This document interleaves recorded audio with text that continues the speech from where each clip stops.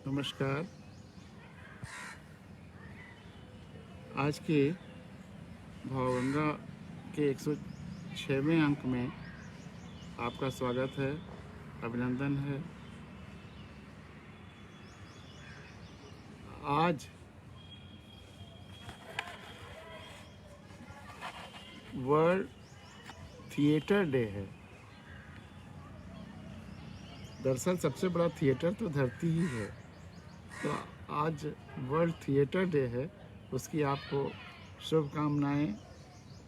सबसे बड़ा रंगमंच अगर कोई खेला जा रहा है तो इस धरती पर हम सभी लोग मिलकर खेल रहे हैं, जिसमें हम सब और जीव जंतु वनस्पतियाँ सभी इस रंगमंच के कलाकार हैं।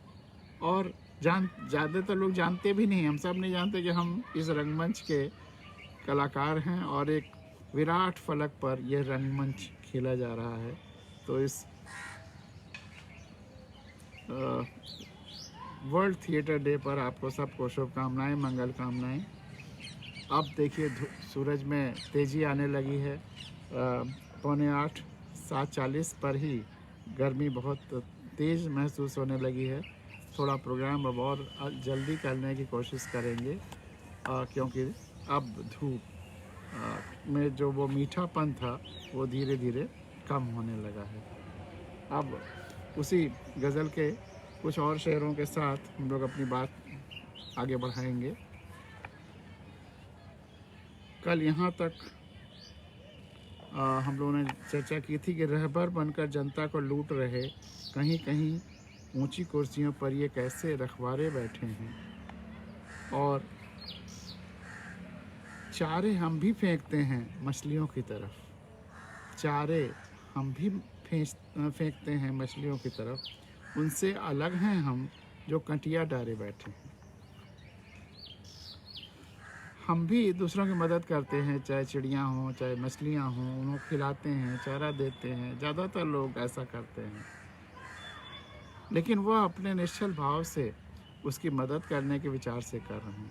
उनसे अलग हैं कि जो कंटिया डारे बैठे हैं, उस चारे को पटिए में डाल करके मछली को लुभा करके और फिर उसको खींचना चाहते हैं, नष्ट करना चाहते हैं, उपयोग करना चाहते हैं, खाना चाहते हैं, उपयोग करना चाहते हैं। तो मछलियों को चारा देना तो बुरा नहीं है, लेकिन मछलियों को कंटिया डाल करके अपने लाभ के लिए उपयोग करना, यह क्या उचित है, इस पर सोचने की ज़रूरत है। लेकिन मछलियों को या जीव जंतु वनस्पतियों को या किसी की मदद करना, यह तो ज़रूरी है। और मछलियां तो अपना चारा खुद ही ले लेंगी, अगर वो नदी में या पानी में या जंगल समुद्र में है। उन्हें चारा तो हमें तब देने की ज़रूरत पड़ेगी जब हम उनको पालने लगते हैं अपने एक्वेरियम में। अगर हम जिसको जहाँ हैं वहीं रहने दें तो हमें ख़ास देखभाल करने की भी ज़रूरत नहीं होगी, उन्हें मिल जाएगा। बहुत सारे लोग हमसे पूछते हैं कि आपके घर इतनी चिड़ियाँ आती हैं तो क्या आप उनको चारा देते हैं? तो मैं उनसे यही कहता हूँ कि हम जहाँ उनको चारा मिलता है, पेड़ पौधे, जंगल जैसा, वन जैसा माहौल, वही क्रिएट करने की कोशिश करते हैं। वो अपना चारा ढूंढ लेती हैं, हमें चारा अलग से देने की ज़रूरत नहीं पड़ती। हाँ, पानी की व्यवस्था ज़रूर रखते हैं, लेकिन चारा उन्हें मिल जाता है। तो चारा दरअसल देने की भी ज़रूरत उन्हें होती है कि जब हम उनको अपने अधीन रखकर अपने घर के अंदर एक्वेरियम में रखते हैं। तो किसी व्यक्ति को या किसी जीव जंतु को अगर हम उसके प्राकृतिक वातावरण में रहने दें, उसको छेड़छाड़ ना करें, तो वह अपना सब कुछ ढूंढ लेगा। तो चारा, लेकिन इस शेर का भाव ये है कि हम किसी को अगर मदद करते हैं तो वो दूसरा व्यक्ति दो पर्सपेक्टिव से सोच सकता है। कहीं ये चारा तो नहीं डाल रहा है कंटिया फेंक में लगा करके, या शुद्ध भाव से।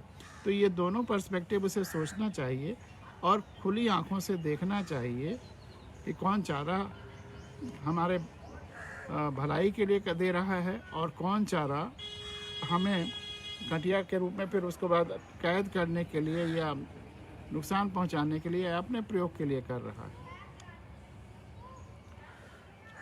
चुनावों में देखिए किस किस तरह के कटिए डाले जाते हैं, चारे डाले जाते हैं, उसके बाद क्या होता है। लेकिन इसका मतलब ये नहीं कि जितने लोग मदद करते हैं सब कटिया ही डाल रहे हैं। जीव जंतुओं को, वनस्पतियों को, मनुष्यों को यह विवेक, जीव जंतुओं और प्रकृति में तो है वनस्पतियों के विवेक, हम मनुष्यों को ये विवेक होना चाहिए कि जो हमें हमारे लिए भला कर रहा है वह कटिया डाले हुए है या कभी बिना कटिया डाले हुए भी हमारे लाभ के लिए भी ऐसा कर सकता है। इसलिए आंखें खुली रखने की ज़रूरत है। मुख्य बात यह है कि हमें हर कदम पर आंखें खुली रखने की ज़रूरत है। तो चारे हम भी फेंकते हैं मछलियों की तरफ, उनसे अलग हैं हम जो कटिया डाले बैठे हैं। अपने इरादों, ताकत व सबसे जुड़ाव पर, अपने इरादों, ताकत व सबसे जुड़ाव पर हौसला है, तभी तो बीच धारे बैठे हैं। अपने इरादों, ताकत व सबसे जुड़ाव पर हौसला है, उम्मीद है, विश्वास है, तभी तो बीच धारे बैठे हैं। सबसे बड़ी समस्या अगर इस देश की लोकतंत्र को बचाना, भ्रष्ट लोग जो चुने जा रहे हैं वो न चुने जाएं, असंवेदनशील लोग जो चुने जा रहे हैं वो न चुने जाएं। अगर ऐसे बड़े बड़े कामों के लिए बीच धारे बैठे हैं और विश्वास के साथ, हौसले के साथ कि ये होगा, तो उसका मुख्य कारण वही है अपने इरादों, ताकत व सबसे जुड़ाव, सबसे के प्रति संवेदना, सबसे संवेदना। पूरे सृष्टि, पूरे ब्रह्मांड, पूरी धरती, पूरी प्रकृति, पूरी जीव जंतु, वनस्पति, सारे लोग, पूरे देश से अगर संवेदनात्मक जुड़ाव है तो वो हौसला रहेगा कि ये हम होंगे कामयाब एक दिन।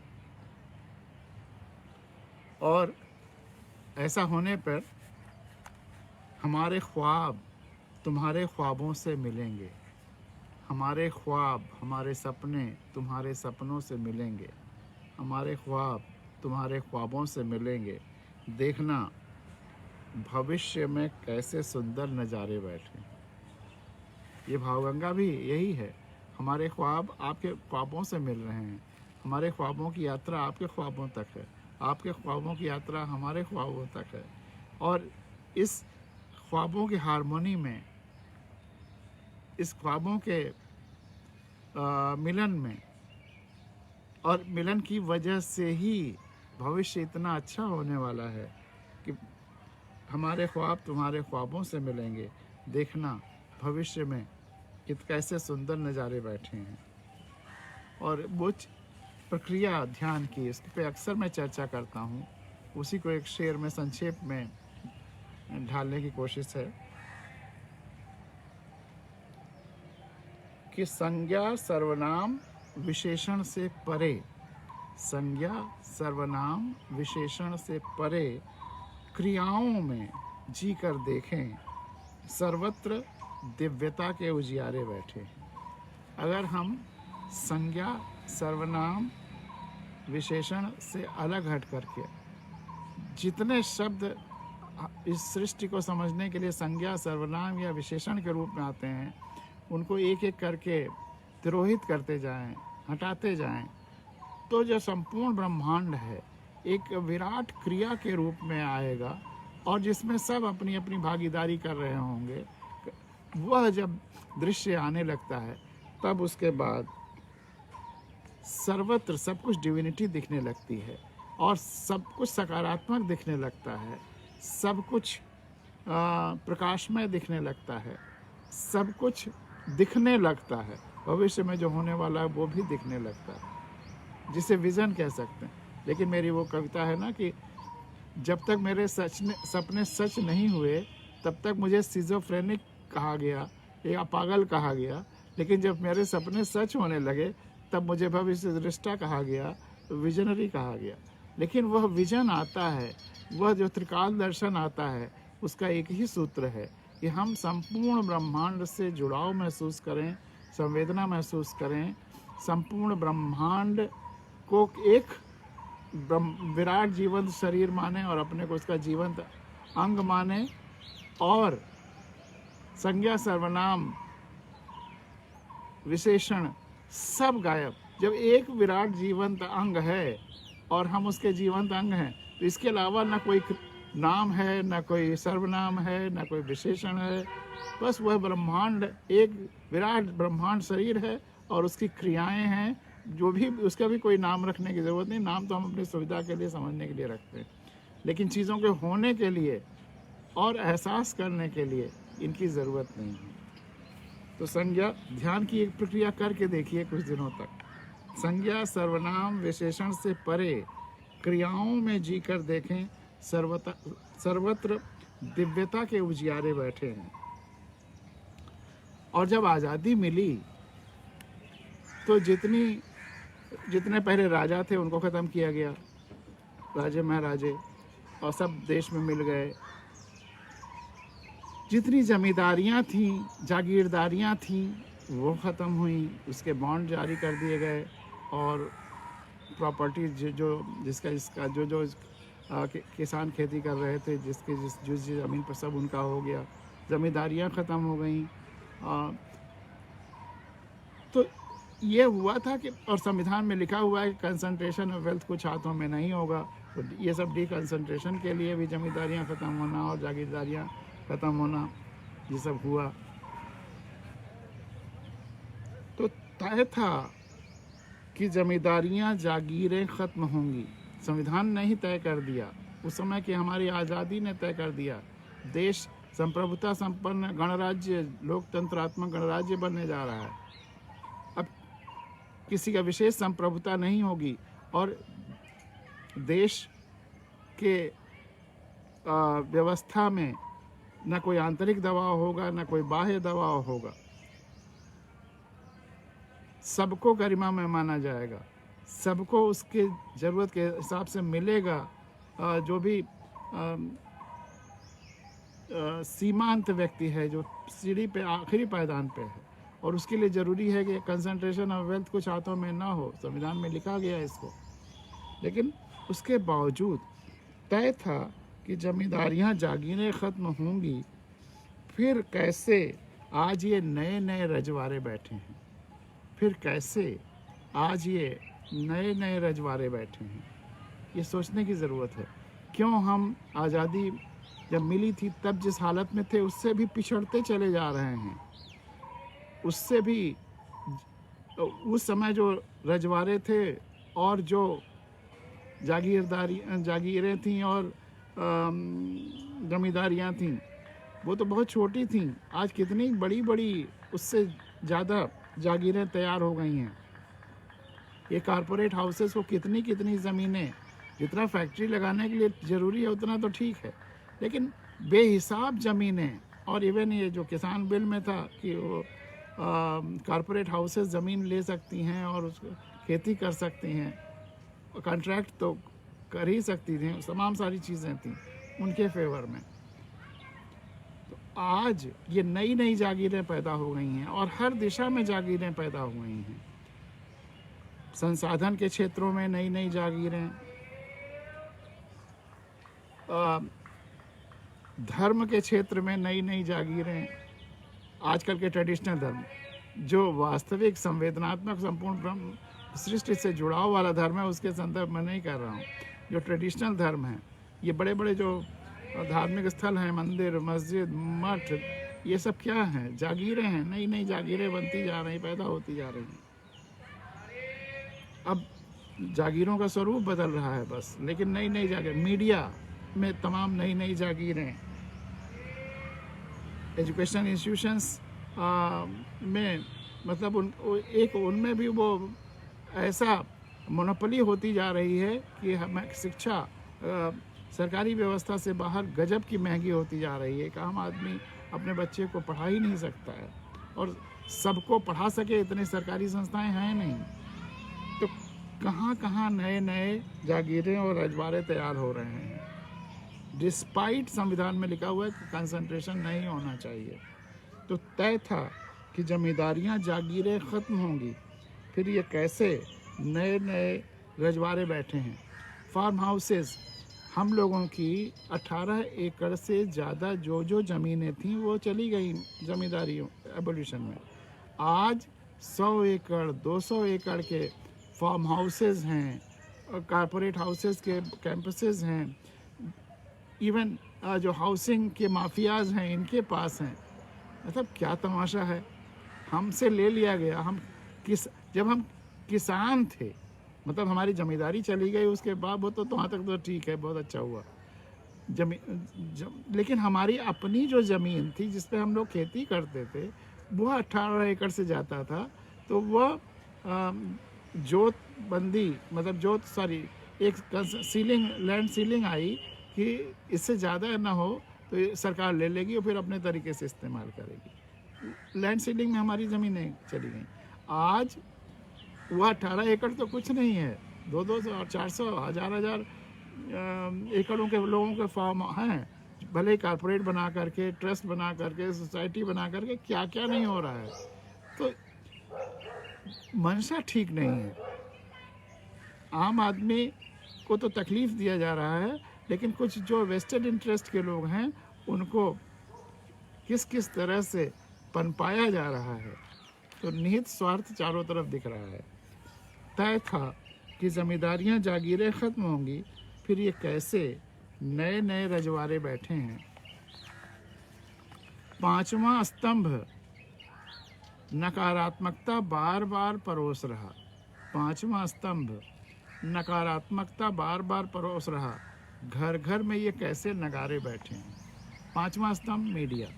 अभी मीडिया की बात हम लोग कर ही रहे थे कि मीडिया में भी पूरे रजवाड़े सब आ गए हैं, और रजवाड़े तो हमारे मीडिया में छाए हुए हैं कि अगर कोई व्यक्ति सेवा की शपथ ले रहा है, मंत्री या प्रधानमंत्री या मुख्यमंत्री की शपथ ले रहा है, तो मीडिया दिखा रहा है राज तिलक। वह खुद रजवाड़े बन गया है और रजवाड़े क्रिएट कर रहा है।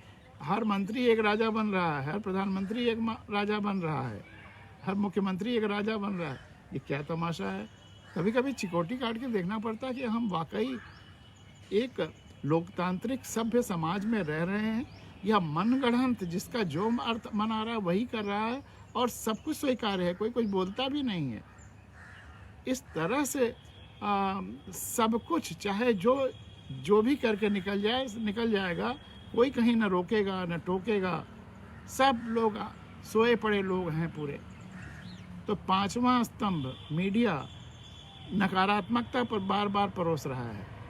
बार बार कोई गलत चीज़ कहीं हो रही, कोई बुरी खबर कहीं है, रेप हो गया, बलात्कार हो गया, युद्ध हो गया, हिंसा हो गई, वही परोस रहा है। अगर आप टीवी सुबह से शाम तक देखिए तो आपको विश्वास हो जाएगा कि दुनिया बहुत बुरी है और डिप्रेशन के शिकार हो जाएंगे। तो पांचवा स्तंभ बार बार नकारात्मकता परोस रहा है, बुरे लोगों के कुकर्मों को ही दिखा रहा है। अच्छाई कभी कभी रेयरली दिखा देता हो तो दिखा देता हो, जबकि अभी भी यह धरती जीने लायक इसीलिए है कि वो उतनी बुरी नहीं है जितना मीडिया दिखा परोस रहा है। अगर कुछ बुराई है तो उसको दूर करने की जिम्मेदारी हमारी है। मीडिया ये नहीं दिखाता कि हम उस बुराई को दूर करने की अपनी जिम्मेदारी कैसे निभाएं। और मीडिया जो लोग अच्छा काम कर रहे हैं उसको भी दिखा सकती है, लेकिन वो नहीं दिखाती क्योंकि उसके वेस्टेड इंटरेस्ट हैं, और वेस्टेड इंटरेस्ट हम ही लोगों ने उसको क्रिएट किया है। देखिए चिड़िया आ गई गाने के लिए तो उसके वेस्टेड इंटरेस्ट हम ही लोगों ने क्रिएट किए हैं। हम ही लोग ऐसे ही प्रोग्रामों को देखते हैं, इससे उसका टीआरपी हाई हो जाता है उन प्रोग्रामों का, और फिर वो वही और दिखाने की कोशिश करते हैं। हम खुद आत्मघात कर रहे हैं। हम क्यों नहीं अच्छे प्रोग्रामों को देखते? हम क्यों नहीं ऐसे प्रोग्रामों को नहीं देखते जो हमारे और हमारे परिवार के और बच्चों की मानसिकता पर बुरा असर डालते हैं, जो नकारात्मकता परोसते हैं? क्यों नहीं मीडिया अच्छी घटनाओं को दिखा करके, अच्छे लोगों के अच्छे कार्यों को दिखा करके समाज में सकारात्मकता फैलाने की कोशिश करता है? समाज में अच्छे विचारों को, जोड़ने वाले विचारों को लाने की क्यों नहीं कोशिश करता मीडिया? भविष्य वक्ताओं की लंबी लाइन रहती है मीडिया पे, और वो किस किस तरह से लोगों को ठगते हैं।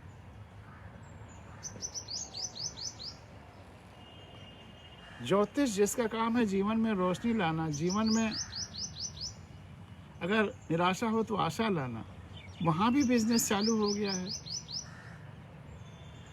ज्योतिष में, मेडिसिन में, चिकित्सा में ये व्यापार नहीं होना, शिक्षा ये व्यापार नहीं होना चाहिए। जहाँ ये व्यापार आ जाएगा वहाँ तो समाज का स्खलन होना ही होना है। इनको व्यापारों से उठाने की ज़रूरत है, और मीडिया में यही सब का खूब विज्ञापन हो रहा है, खूब वहाँ से कमाई हो रही है। तो पांचवा स्तंभ नकारात्मकता बार बार परोस रहा, घर घर में ये कैसे नगारे बैठे। और ये पांचवा स्तंभ का जो नगारा है, चाहे वो टीवी हो, चाहे वो अखबार हो, वो घर घर में आकर के पसर रहे हैं। तो पांचवा स्तंभ नकारात्मकता बार बार परोस रहा, घर घर में ये कैसे नगारे बैठे हैं। अपने घर में पेड़ लगाइए, पौधे लगाइए, ये चिड़ियाँ आएंगी, उन नगारों से आपको मुक्ति मिलेगी। और लीजिए अगला, हम अपनी थोड़ी सी खुशी की खातिर, हम अपनी थोड़ी सी खुशी की खातिर कितनी चिड़ियों के घोंसले उजारे बैठे हैं। हम अपनी थोड़ी सी खुशी की खातिर कितनी चिड़ियों के घोंसले उजारे बैठे हैं। और ये चिड़ियों के घोंसले, चिड़ियों वास्तविक चिड़ियों के तो हैं ही हैं, मनुष्यों के भी। कितने हम तमाम सारे जो लैंड माफिया हैं, गरीबों की झोपड़ियाँ उजाड़ देते हैं, और ये चिड़ियों के घोंसले तो हम उजाड़ते ही हैं, पेड़ों को काट करके उजाड़ देते हैं। कितने तरह तरह से इनके घोंसले उजाड़ते हैं। तो हम अपनी थोड़ी थोड़ी खुशियों के खातिर, उनकी इतनी बड़ी खुशी, उस घोंसले में उनके बच्चे होते हैं। इधर बड़ा आश्चर्य हुआ, पत्नी ने नीचे बरामदे में ऊपर हुक थे, उसमें हैंगिंग गमले बना करके, पौधे लगा करके वहाँ टांग दिए 6-7। अब उसमें बुलबुल आने लगी, बैठने लगी। इनको डाउट हुआ कि बुलबुल क्यों इतना बैठ रही है, कहीं अंडे तो नहीं हैं, अंडे तो नहीं दे रही है। और इस बीच ये वहाँ बैठती थी तो पंखा चलाती थी, लेकिन बुलबुल आके बैठने लगी तो कहीं उसको चोट न लग जाए। तो फिर इन्होंने पंखा चलाना बंद कर दिया कि वो उड़ते हुए इसके पंख ने उससे टकरा जाएं और चोट न लग जाए। अभी सफाई करने के दौरान उन्होंने उन हैंगिंग पॉट्स को, जिसमें पौधे हैं, नीचे उतार करके देखा तो उसमें अंडे थे। वाकई जो इनका शक था वो सही हुआ। और वहाँ उन पौधों के बीच में इतना अच्छा उसको माहौल मिला कि उसने बिना इधर उधर से तिनका इकट्ठा किया और घोंसला बनाए हुए उसमें अंडे दे दिया। और 4-5 अंडे थे, उसकी फ़ोटो भी उन्होंने चारों तरफ डाली। फिर उसको तुरंत वहीं रखवा दिया, उन सारे पॉट्स को। और जैसे ही वह रखा, तुरंत पता नहीं कहाँ से अपना दाना वाना ले करके वो बुलबुल आ गई। तो हम अपनी थोड़ी सी खुशी की खातिर कितनी चिड़ियों के घोंसले उजारे बैठे हैं। हम अगर सबसे संवेदना महसूस करेंगे तो ये प्रवृत्तियां हमारी ख़त्म हो जाएंगी कि दूसरों के घोंसले उजाड़ने की। और अपने से कई गुना सब कुछ हजम करके, अपने से कई गुना, अपनी ज़रूरतों से कई गुना सब कुछ हजम करके किस तरह अब वे कुंडली मारे बैठे हैं, किस तरह अब वे कुंडली मारने बैठे हैं। मुझे कहने की ज़रूरत नहीं, आप सब अपने परिचित आसपास तमाम देख रहे होंगे। अपने से कई गुना सब कुछ हजम करके किस तरह से अब वे कुंडली मारे बैठे हैं। और मज़े की बात यह है कि पहले जहां गलत कमाई को हेय दृष्टि से देखा जाता था, अब बड़ी रिस्पेक्टेबिलिटी हो गई है। और जो बेचारा गलत कमाई नहीं करता, अब उससे बहुत असहाय या बहुत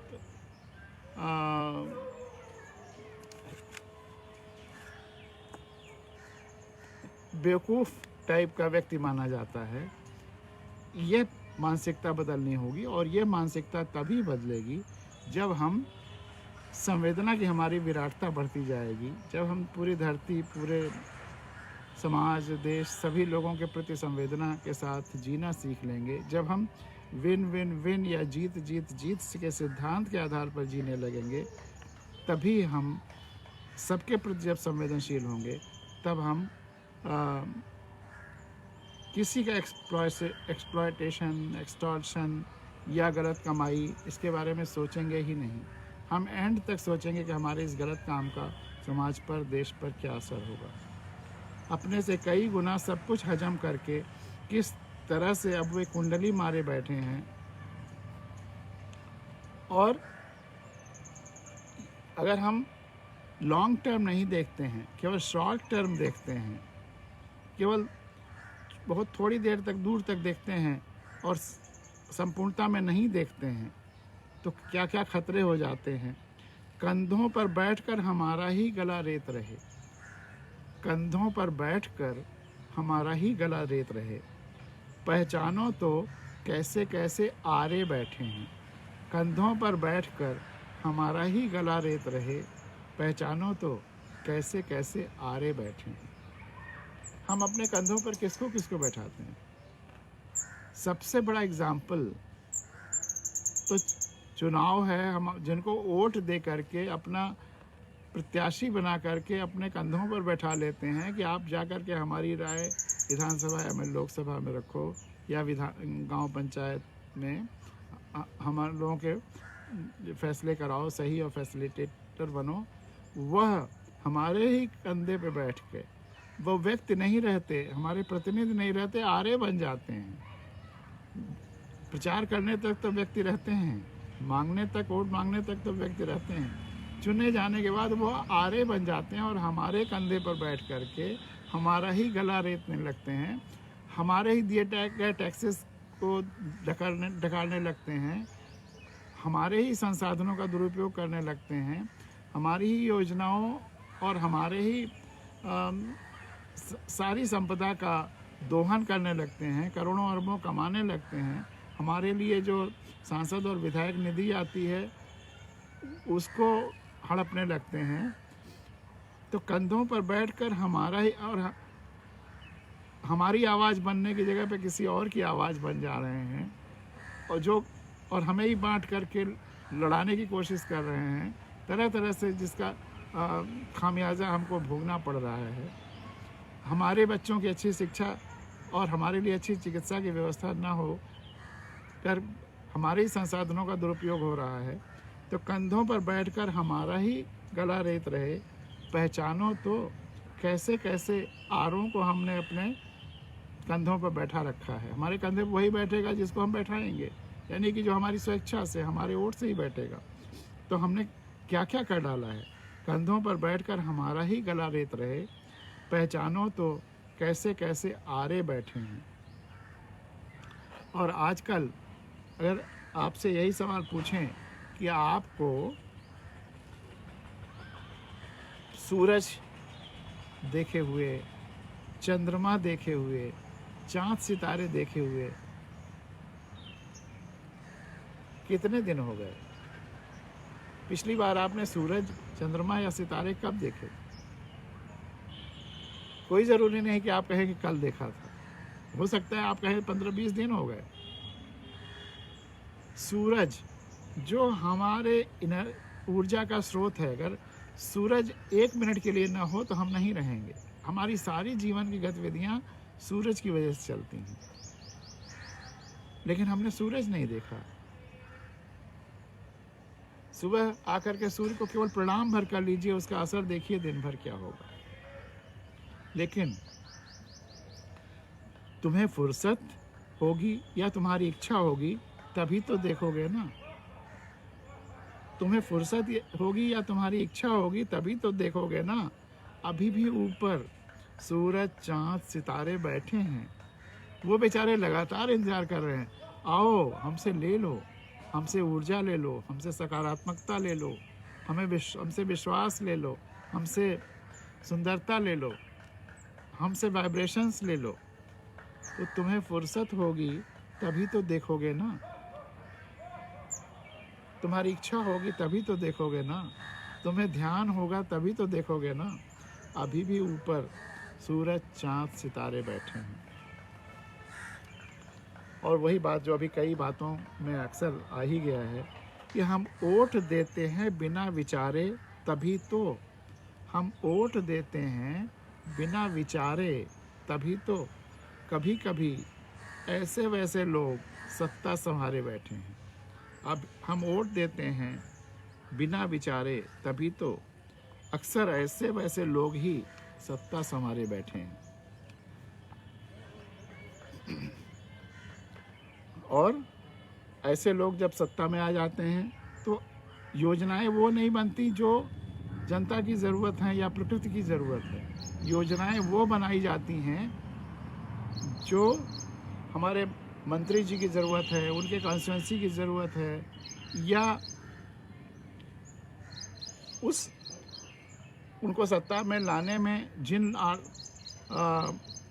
माफियाओं या पूंजीपतियों का हाथ रहा है उनकी ज़रूरत है, तो वही परियोजनाएं बनाई जाती हैं।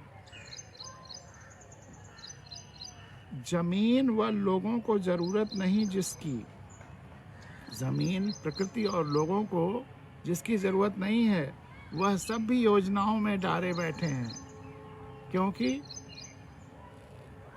हम वोट देते हैं बिना विचारे तभी तो ऐसे वैसे लोग ही सत्ता संभाले बैठे हैं। और इसीलिए वो ज़मीन व लोगों को ज़रूरत नहीं जिसकी वह सब भी योजनाओं में डाले बैठे हैं। पूरी की पूरी योजनाएं लूट ली गई। नमामि गंगे योजना और ये स्किल डेवलपमेंट योजना, कहाँ कहाँ क्या क्या हुआ है आप आँख खोल करके देखिए तो फिर सब समझ में आ जाएगा। आखिर यह अथाह जो चुनाव में खर्च हो रहा है या शपथ ग्रहण समारोह का बड़े हर ज़्यादातर जगह पर टीवी लगा करके मोहल्लों पार्कों में दिखाया जा रहा है, वो पैसा कहाँ से आ रहा है। और यह शक्ति प्रदर्शन क्यों, जो कल मैंने कहा था कि प्रदर्शन तो सेवा का होना चाहिए, और सेवा का प्रदर्शन फिर इस तरह से करने की ज़रूरत नहीं। सेवा तो पब्लिक अपने आप देखेगी और समझेगी। तो कहीं ना कहीं गलती हम लोगों की है। हम ऐसी चीज़ों को प्रमोट करते हैं इसलिए हो रहा है, ऐसे चीज़ों को वोट देते हैं इसलिए हो रहा है। और ये किसी एक पार्टी की बात नहीं है, सारी पार्टियां यही कर रही हैं। दुखद यही है।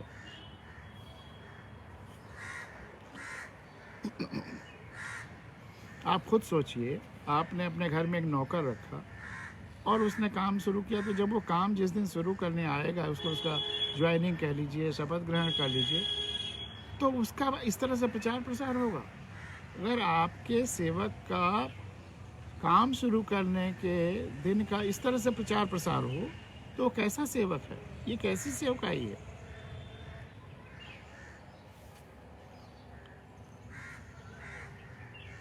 और ये सिलसिला बहुत गड़बड़ है। ये पंजाब में भी आखिर क्यों इस तरह से बड़े पैमाने पर किया गया।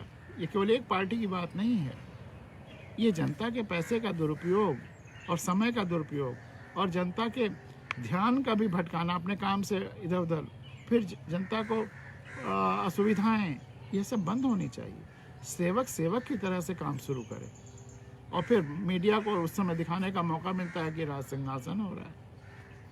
ये जड़ें और नेक्सस बहुत गहरा है। इसको बार बार जब तक आप नहीं सोचेंगे, नहीं आपके दिमाग में जाएगा, तब तक ये चलता ही रहेगा। ये हमारे राजशाही के वेस्टेजेस हैं। अभी लोकतंत्र लाइए इस देश में, लोकतंत्र का उजाला लाइए। कब तक राजशाही के अंधेरे में रहेंगे और अंधेरे में ही टटोलते रहेंगे और अंधेरे को ही उजाला मानते रह, आँख बंद किए हुए हैं और अंधेरे को उजाला मान करके उस भ्रम में जी रहे हैं, या फिर आँख पे पट्टी बंधी है और उससे आपको शक्ति आ रही है, इस भ्रम में जी रहे हैं। इन सारी भ्रमों से ऊपर उठिए और देखिए शेर भी एक के बाद एक कैसे उसी तरह के आ गए हैं। अंदर बहुत घुटन है, अंधेरा भी। आप जिस माहौल में रह रहे हैं, जिस विचारधारा के माहौल में रह रहे हैं, जिस विचारों के और जिस तंत्र के माहौल में रह रहे हैं, वो विचारधाराएं धर्म, जाति या स्वार्थ या आँखों की पट्टी या मीडिया का तमाम सब बनाया हुआ वो सब, तो उसमें बहुत घुटन है, शॉर्ट साइटेडनेस है, आँखों पर पट्टी है, अंधेरा है, अंदर बहुत घुटन है। घुटन आप नाक के घुटन का पानी, अगर घुटन को पानी से उपमा दें तो आपके नाक के ऊपर जा रहा है, सांस लेना मुश्किल होने जा रहा है। अंदर बहुत घुटन है, अंधेरा भी, बाहर आ जाओ। अंदर बहुत घुटन है, अंधेरा भी, बाहर आ जाओ। हम भी ओसारे बैठे हैं, ओसारे जहाँ छाया भी है, बरामदा को ही ओसारा कहते हैं, छाया भी है और रोशनी भी है, क्योंकि वहाँ कोई दरवाज़ा खिड़की नहीं है, तो एक तरफ से तो पूरा खुला हुआ है। तो अंदर बहुत घुटन है, अंधेरा भी, बाहर आ जाओ। हम भी ओसारे बैठे हैं। उस अंधेरे और घुटन से जब बाहर आ पाएंगे तो पहले ओसारे में आएंगे, फिर इस तरह से खुले में आ जाएंगे, पेड़ के नीचे आ जाएंगे। ये यात्रा आपको करनी ही करनी है। तो अंदर बहुत घुटन है, अंधेरा भी, बाहर आ जाओ। हम भी ओसारे बैठे हैं। और आके देखिए, चिड़ियों की आवाज़ सुनिए, सकारात्मकता देखिए, संवेदना अपने आप पैदा होगी। पेड़ों पौधों वनस्पतियों के पास साथ रहिए तो संवेदना अपने आप पैदा होगी। और आखिरी 2 शेर सुनाकर आज की ये भावगंगा यहीं पे समाप्त करते हैं। हम सबकी जीत के लिए काम करते हैं, विन विन विन। हम सबकी जीत के लिए काम करते हैं। और जब आप विन विन विन के काम करने की आदत हो जाएगी तो हार जीत का कॉन्सेप्ट ही ख़त्म हो जाएगा। सब कुछ अपना ही लगेगा और सब कुछ जीत ही जीत होगी। हम सबकी जीत के लिए काम करते हैं, हार जीत से अपने को उबारे बैठे हैं। हम सबकी जीत के लिए काम करते हैं, हार जीत से अपने को उबारे बैठे हैं। और आखिरी शेर इस भावगंगा का, आज के अंक का, बाकी तो चलती रहेगी। कल यही पेड़ पौधे जीव जंतु लेंगे हिसाब। हमारा मनुष्य जाति का हिसाब किताब, ऐसा नहीं कि मनुष्य जाति फॉरएवर है और अगर हमने गलत काम किया तो हम नष्ट हो जाएंगे, जैसे डायनासोर्स नष्ट हो गए। तो कल यही इन्हीं पेड़ पौधों वनस्पतियों से कोई, या मनुष्य से ही कोई मनुष्येतर और बेहतर प्राणी उभर आएगा। जैसे बहुत हिंसक पशुओं को मनुष्यों ने नष्ट किया, वैसे अगर मनुष्य बहुत हिंसक हो गया तो कोई और एक प्रजाति आ जाएगी जो इस हिंसक मनुष्य को नष्ट कर देगी, या यही हिंसक मनुष्य खुद ब खुद नष्ट हो जाएंगे। तो कल यही पेड़ पौधे जीव जंतु लेंगे हिसाब, जिन्हें हम आज निरीह समझते हैं और जिस तरह चाहें उन्हें इस्तेमाल करते हैं, नष्ट करते हैं, क्या क्या नहीं करते। कल यही पेड़ पौधे जीव जंतु लेंगे हिसाब, आज जो दिखते हैं कि बाजी हारे बैठे हैं। हमें आपको भले लग रहा हो कि वो बाजी हारे बैठे हैं, कोई बाजी नहीं हारे है। और वह हम उनके इतने डिपेंडेंट हैं कि कल अगर उन्हीं को हमने नष्ट कर दिया तो हम अपने आप नष्ट हो जाएंगे। हम अब वो रिश्ता नहीं समझ रहे हैं कि वो हम उन्हीं के अंग हैं। वही जड़ें वाली कविता याद करिए कि कल यही पेड़ पौधे जीव जंतु लेंगे हिसाब, आज जो दिखते हैं कि बाजी हारे बैठे हैं। कल यही पेड़ पौधे जीव जंतु लेंगे हिसाब, आज जो दिखते हैं कि बाजी हारे बैठे हैं। इसी के साथ आज की अपनी भावगंगा यहीं पर समाप्त करने की इच्छा थी, लेकिन वो जड़ें कविता ज़रूरी है इस मौके पर और इसलिए याद आ गई, तो वो आपके सामने रखना चाहते हैं अगर आसानी से मिल गई तो।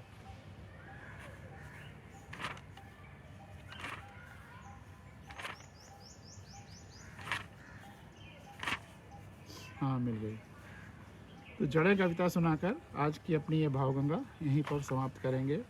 कई बार सुना चुके हैं, लेकिन ये कविता जितनी बार कहीं सुनी जाए ज़रूरी है संवेदना के विकास के लिए भी और एकात्मता के लिए भी।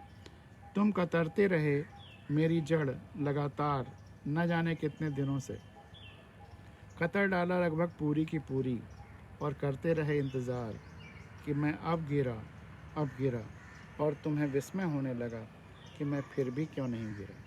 नहीं मेरे भाई, मेरे पास कोई जादू नहीं, कोई तिलिस्म नहीं। बात बस इतनी सी ही है कि मेरी केवल एक ही जड़ नहीं है, अनगिनत जड़ें हैं मेरी, कुछ दृश्य और कुछ अदृश्य। अधिकांश जड़ों को तुम देख भी नहीं पाओगे इन आँखों से, और अधिकांश को देखकर भी पहचान नहीं पाओगे कि वे तुम्हारी जड़ें हैं। और कुछ दृश्य और कुछ अदृश्य, अधिकांश जड़ों को तुम देख भी नहीं पाओगे इन आँखों से, और अधिकांश को देखकर भी पहचान नहीं पाओगे कि वे तुम्हारी जड़ें हैं। और तुम हैरत में पड़ जाओ, और अधिकांश को देखकर भी पहचान नहीं पाओगे कि वे मेरी जड़ें हैं, और तुम हैरत में पड़ जाओगे। बता दूं यदि मैं यह भेद कि तुम भी मेरी एक जड़ हो, कि तुम भी मेरी एक जड़ हो, और जब तक तुम खुद हो सही सलामत मैं कैसे गिर सकता हूँ, कि जब तक तुम खुद हो सही सलामत मैं कैसे गिर सकता हूँ। हम सब, पूरी सृष्टि, पूरा ब्रह्मांड, पूरी धरती, पूरी प्रकृति, ये सब एक दूसरे की जड़ें हैं, एक दूसरे के अंग हैं। तो इसलिए वह रिश्ता समझना होगा, और तभी हम बचे रह पाएंगे। अन्यथा यही पेड़ पौधे, वनस्पतियाँ हमसे हिसाब लेंगी। इसी के साथ आज की भावगंगा यहाँ समाप्त होती है।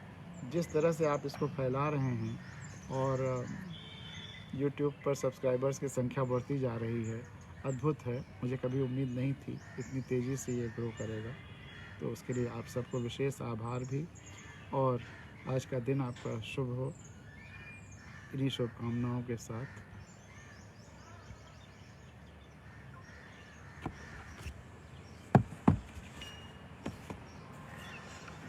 नमस्कार।